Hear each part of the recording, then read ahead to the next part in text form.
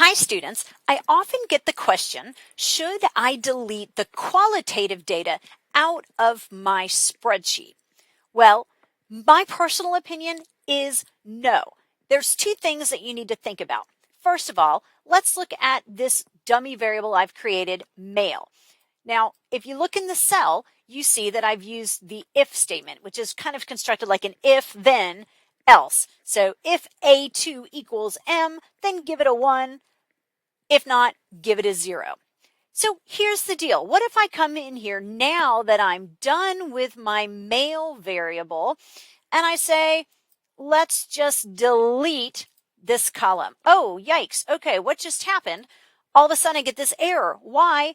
Because column D was built using a command, that if statement, that was based on the column of data that I just eliminated. So let me put it back. Now, of course, we've already talked about that I can come in here and say, all right, let's copy this. And instead of just saying copy, I'm going to come in here and say values. All I'm saying is, hey, put the values, divorce it from the command that created it. All right. Now what you're going to see is if I delete this column, I get an error in column D, but it doesn't affect column E. But as I said, my personal preference is to leave it there. Why might I want to leave it there? Well, what if I change my mind and instead of male, I want to make this female? Now, of course, I understand I can do this from a different column, but what if instead I want to say, all right, given my study, I'm looking at something specific to female, so maybe I want female to be my variable that I'm coding, and then that will allow me to more directly investigate what I want. It doesn't really matter statistically, but maybe that's going to be better for me. All right, so let's just get rid of this. See this equation in here? Well, now all I have to do is say, okay, if A2 is, instead of saying M, let's let it be F.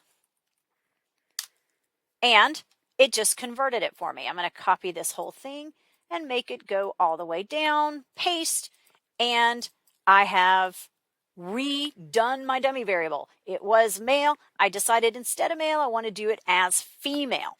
All right. Again, I understand that you could have used the other column of data, but I think this is kind of a good way to make sure you're not carrying through any errors. The other thing is I might decide that I want to sort. Maybe I want to sort M's and F's so that I have all the males up top, all the females below, and it just lets me eyeball things a little bit better. So my suggestion is you leave it there,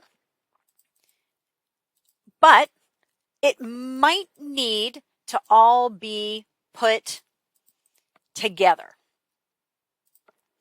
Now, as I've already probably mentioned, when we get to certain functions of Excel, it does not like having a qualitative variable embedded in the middle of the data you want to work with. So for example, if I wanted to calculate a correlation matrix, it doesn't like it if I have column A sitting in between what is now D and E. It's going to give you an error message. So Excel is a little finicky about this. So bottom line, I would keep your qualitative information, move it all the way to the left. For example, group your quantitative stuff, including your dummies, because that's now quantitative, right? But it's really an indicator, kind of light switch, turn on, turn off, but it is all together.